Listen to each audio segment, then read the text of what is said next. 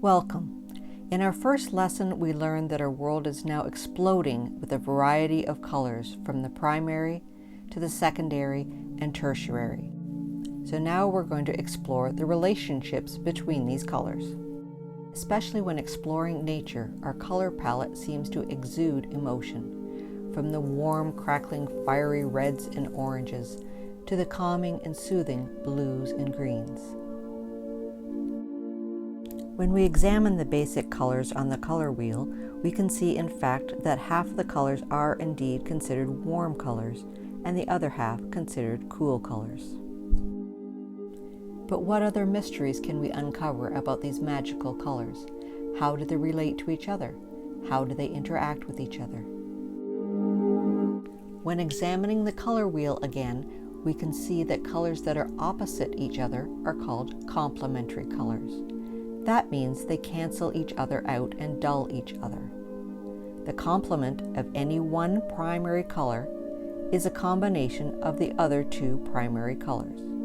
For example, the complementary color of red is blue plus yellow or green. The complementary color for yellow is purple, and the complementary color to blue is orange. Colors that are beside each other on the color wheel are called analogous colors, which means they blend very well together and are harmonious with each other. Our colors are in fact very complicated and mysterious. There are many different ways that they mix together and relate to each other, but we will stick to the basics for now. But what about the enigma of black and white? Are they colors, or are they anomalies in our ever-changing universe? In light theory, black is the absence of all color and light, while brilliant white encompasses all light and all color. However, in art, the opposite is true. Black is the presence of all colors mixed together, and white is the absence of all color. So in the technical sense, black and white are considered shades and not colors. So what happens when these strange and mysterious hues mix with our regular color palette? A whole new dimension of pastel colors come alive with the addition of white. Tints of pink, turquoise, pale yellow, and pale green explode in our palette. When black is added, rich velvety shades of indigo and violet emerge. So what happens if you mix the elusive blacks and whites together? We come up with gray. Now if we add gray to our color palette, we create tones, even more subtle colors that make the possibility of mixing colors together endless. But can white, black, and gray hold their own in our vibrant world? Yes, some of the most magical things in our world contain only these three shades. For thousands of years, mankind has gazed up at the sky in awe of our wonderful moon and all its phases, and have dreamed of traveling there to discover its deep craters and barren landscape. The wolf is another majestic and mysterious creature that has haunted mankind in folklore for years. The muted tones of this majestic animal's fur cause us to revel in its beauty, but also can strike fear into our hearts. Our monochromatic silhouette painting today will be a tribute to both of these magical elements in nature. We'll discover how black and white can work harmoniously together to create beauty and majesty and simplicity, just as the wolf and the moon are harmonious together.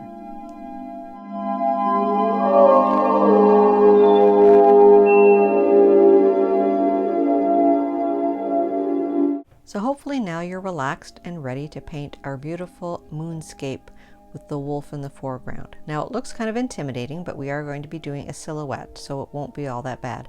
And I do have a traceable down below that you can print out and use if you're not quite ready to draw this yet. So for this project, I'm going to be using this Canson mixed media paper, and it's 9 by 12, 98 pound. And just make sure that it is suitable for watercolor and acrylic paint and it's heavy enough. But if you'd like to use just a cheap canvas, you can do that as well. I picked up this pad of paper at Michael's and I used my half off coupon, so it was really inexpensive. And there are about 60 sheets in here, so it would last you quite a while. So I'm going to open up my book and find a fresh page and turn my pad of paper into the landscape position.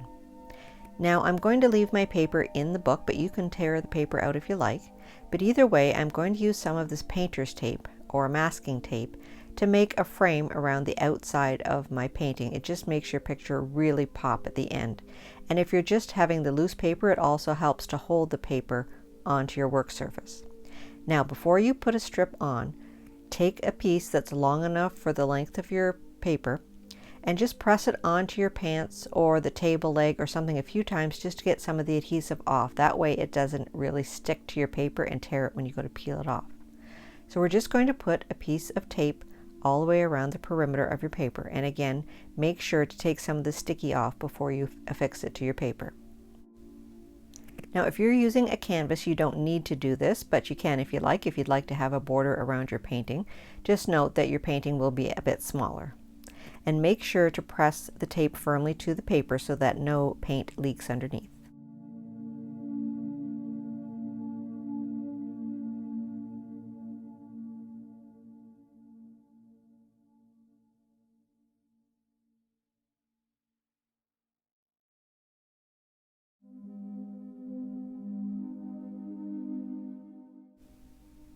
So we're going to take a look at the printable that I've provided for you just so you can see what we're going to be doing. There's a huge moon that takes up most of the painting, and then there's the silhouette of the tree and the wolf in the foreground. So we're going to use our paper plate as our palette and as the template for our moon. So just make sure that it actually is bigger than where you're going to be painting, just so that it looks kind of cool. Center your plate on the paper and use a pencil to lightly trace all the way around, and you want to trace onto the tape as well. Now to encourage you to start painting so it's not too inexpensive, the first 6 lessons in this series we're just going to be using everyday items to paint. We're not going to be using brushes or anything like that. So it's very inexpensive and very easy. So we are going to be using our handy dandy kitchen sponge again, and you can use the one that we used last time. Even if it has a bit of paint on it, as long as the paint is dry, it should be fine. So just take a kitchen sponge and cut it in half. We're going to use some black and white craft paint as well, and some water to soak our sponge. So first off, we're going to shake up our black paint, just get all the lumps out, and we're going to put about a quarter-size dollop on our palette or paper plate. You don't want to put too much paint out at once, just because acrylic paint dries really quickly. So we're going to dip our sponge into some clean water and squeeze it out really well. You just want it very slightly damp, not soaking wet. So squeeze out as much water as possible and then take your paper towel just to kind of dab off even more water.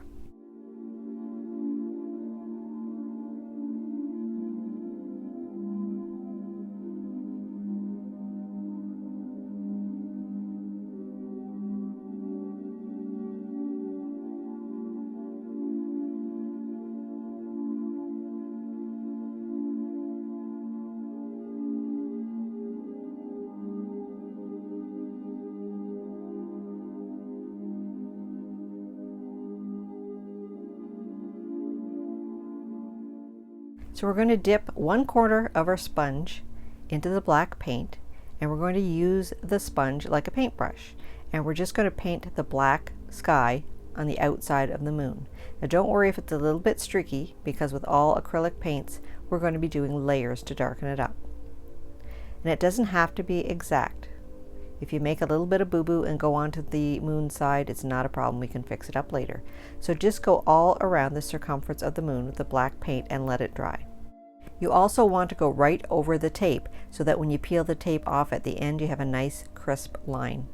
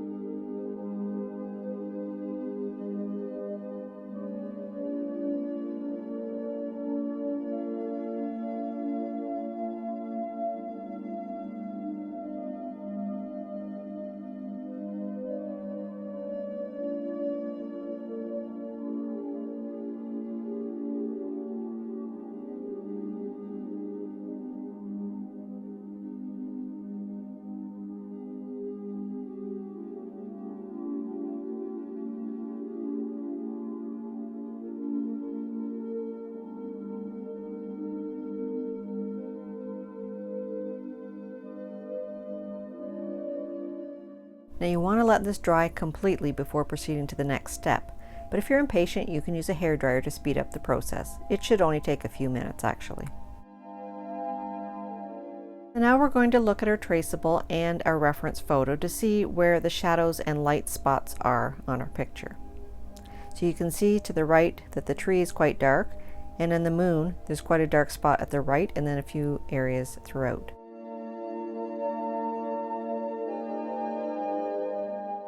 So as we learned earlier, if you mix black pigment with white pigment, we're going to get gray. So we're going to shake up our white paint, put a little daub on our palette, and mix a bit of the black and white together to get a really dark gray.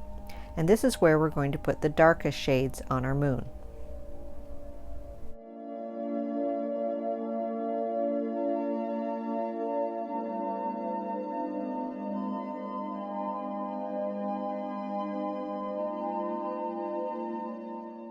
Now you want to kind of use a combination of circular motions and daubing motions just to get some textures.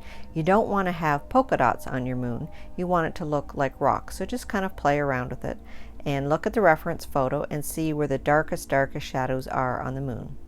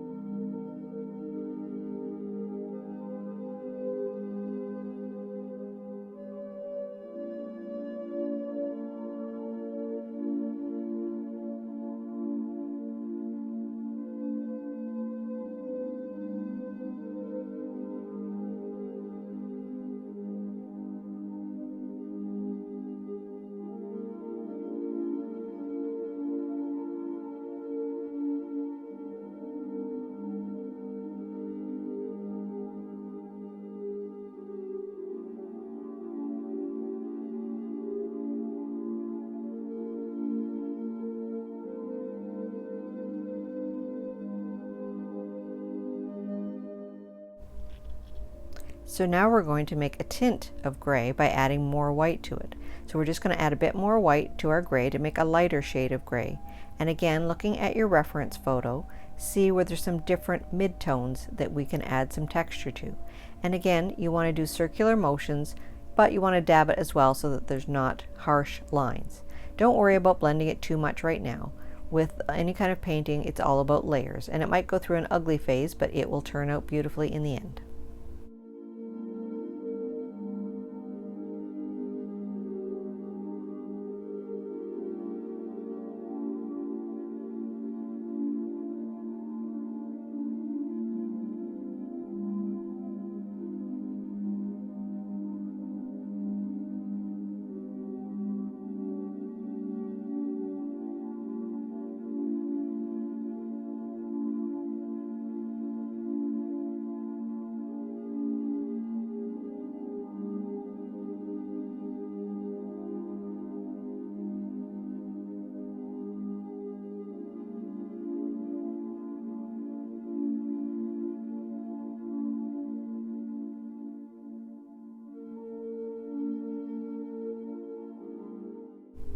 If you go over onto the edge of your moon a little bit, don't worry about it because we will be fixing all of this up at the end of the painting.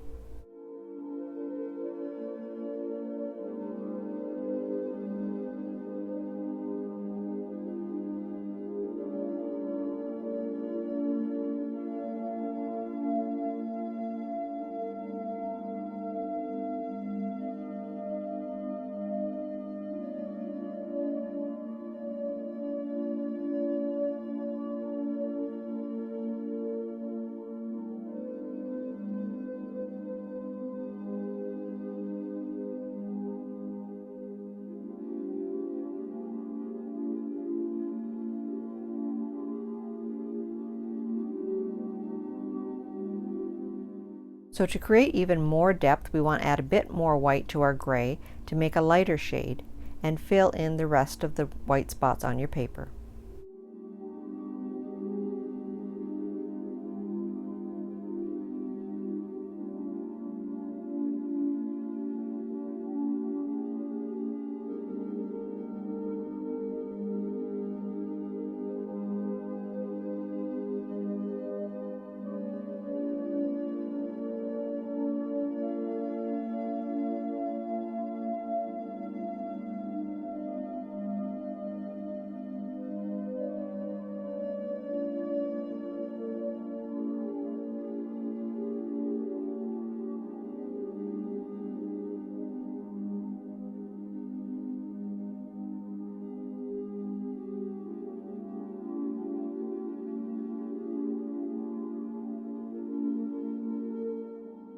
Now that your paper or canvas is covered, your moon shape, we're going to redampen our sponge again and really wring it out. We don't want it wet, just very slightly damp on a clean area. And we're just going to go over and smooth together any harsh lines that we might see.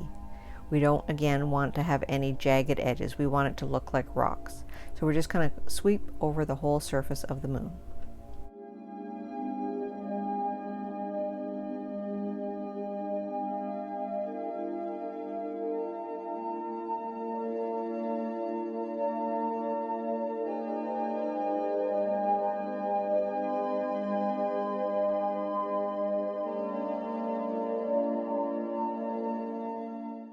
So now we're going to put the highlights on. So we're going to use our white paint, and again looking at our reference photo to find the absolute lightest areas in the moon, especially around where the wolf is, because he's going to be completely black. We want him to stand out. So again, using similar circular dabbing motions, put your white highlights on and let dry.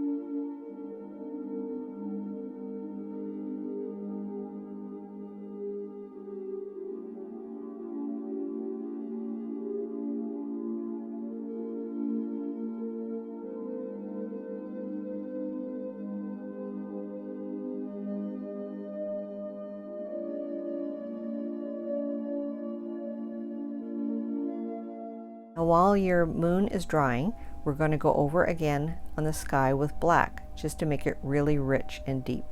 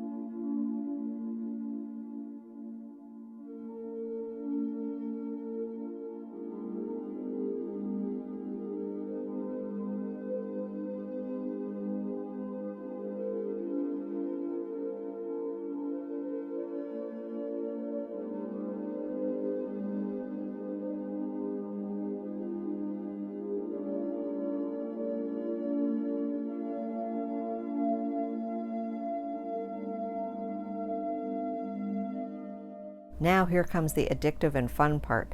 Go over any areas that you want to darken or want to lighten or want to add texture to. Sometimes it really is hard to know when to stop, but just keep adding lights and darks until you're happy with it. And this is one of the most forgiving things about acrylic paint, is even if you have completely black paint, if you let it dry, you can put pure white on top. You can't do that with watercolor. So have fun just making craters, little light areas, making the moon very textured.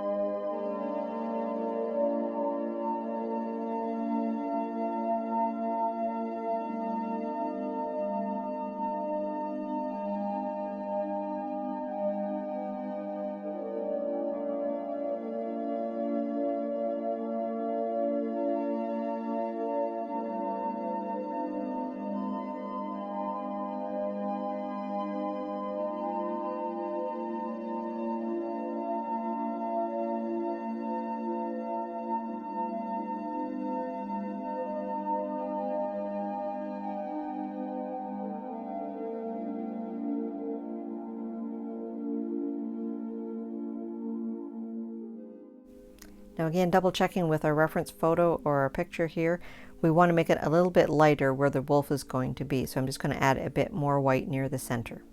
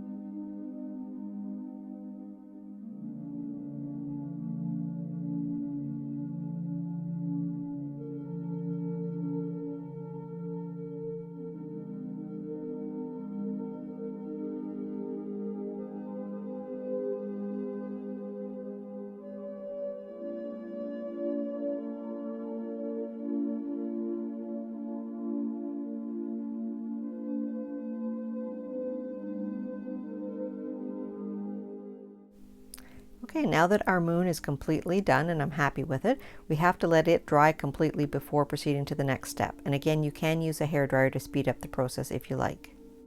So we're going to set our moon aside and take the traceable that I've provided for you.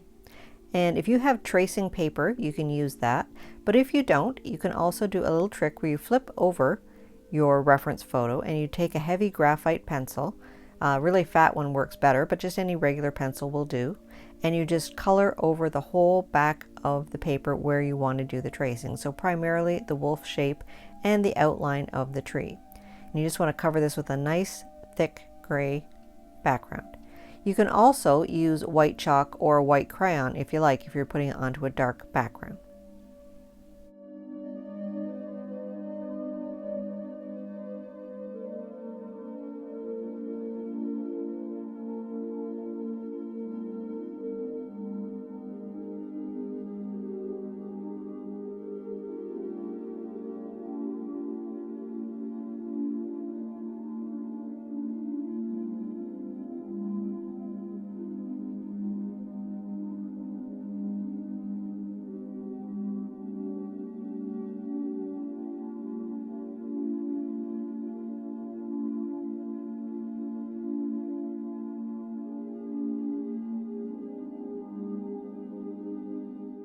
Now looking back at the reference, we're not going to be drawing all these little tiny branches on here with the pencil, so just kind of get the general shape of the tree that you're going to be drawing.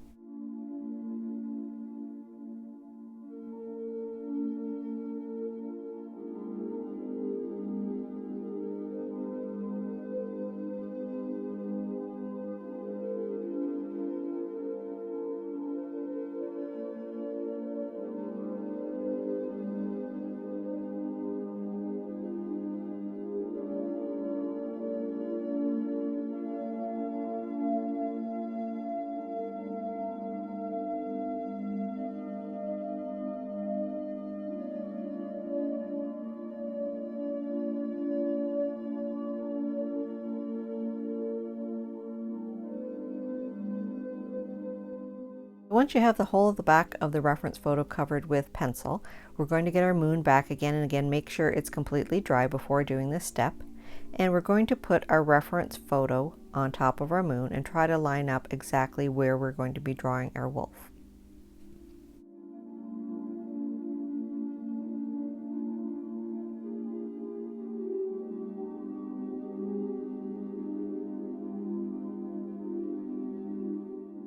Once it's in place, we're going to take a ballpoint pen, just because we don't want to have a sharp pencil to poke through the paper, and we're going to press fairly hard down to trace around the outline of the wolf and the basic outline of the tree. Again, we don't have to draw all these little branches in because we're going to be painting them on, but press hard enough that you can see.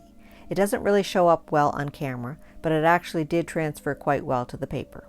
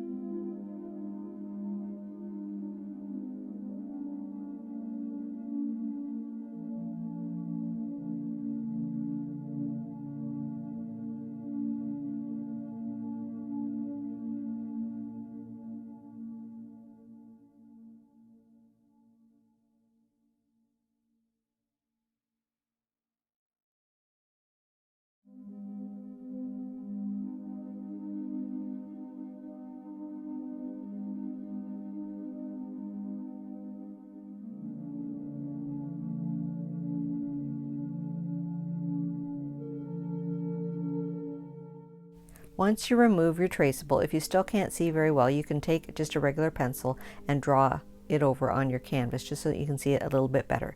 You can do that with acrylic paint because the black will cover it up.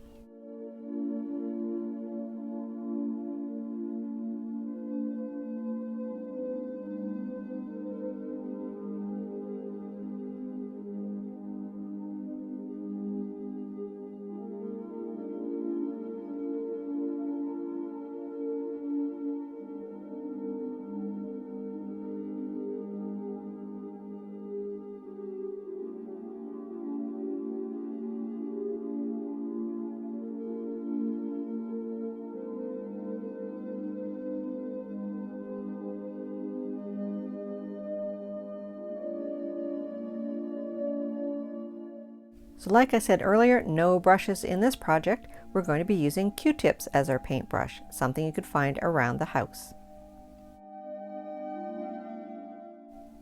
So you want to put some black paint back onto your palette, and we're going to dampen the end of the Q-tip and dip it into the black paint, and very carefully we're going to paint in the wolf.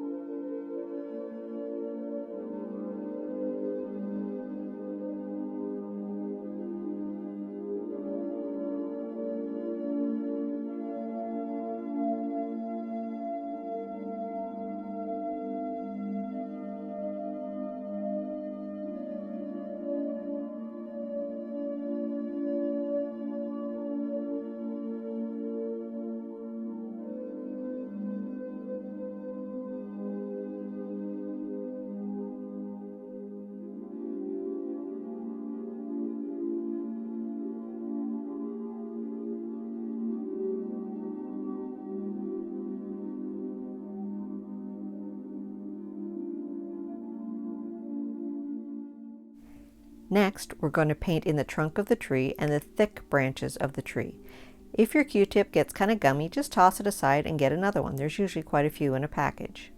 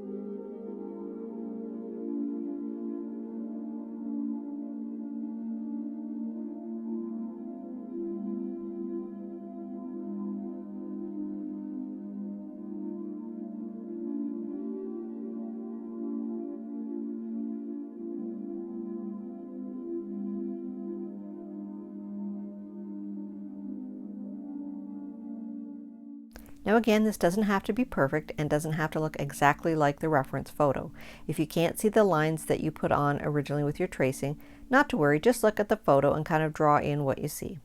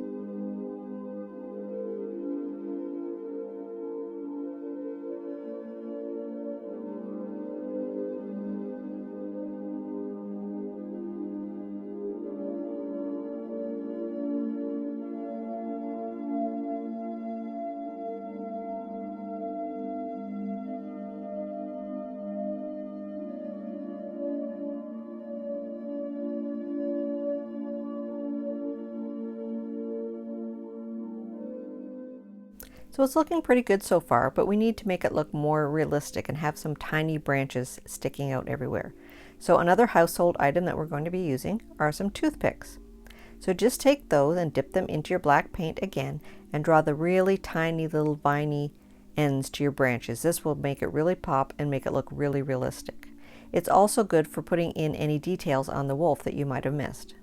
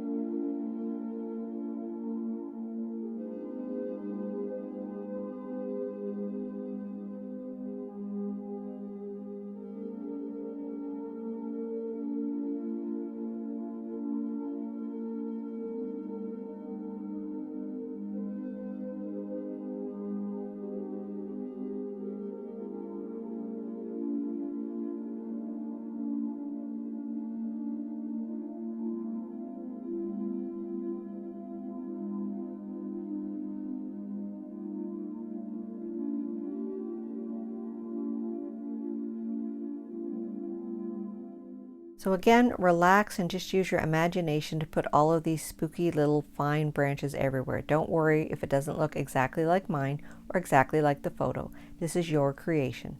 We can also use a clean Q-tip as well, dipped in some white paint, to put the tiny little eye into the wolf.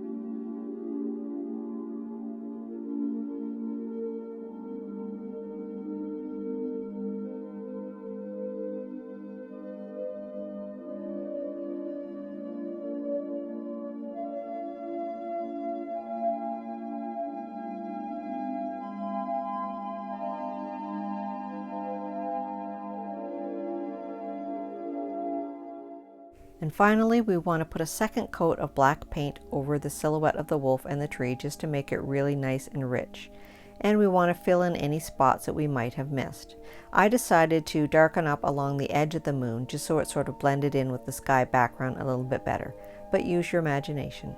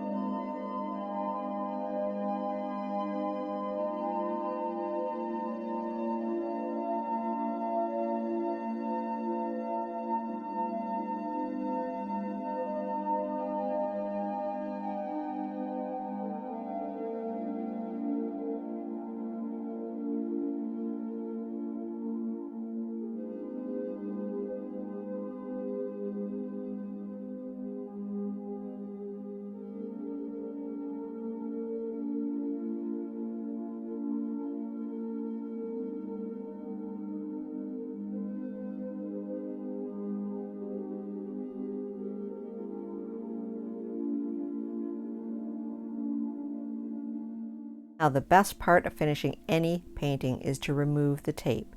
Now if you use a blow dryer along the edges, that will really help not rip your paper as well. But take it really slow and pull away from the paint and remove your tape to reveal your masterpiece.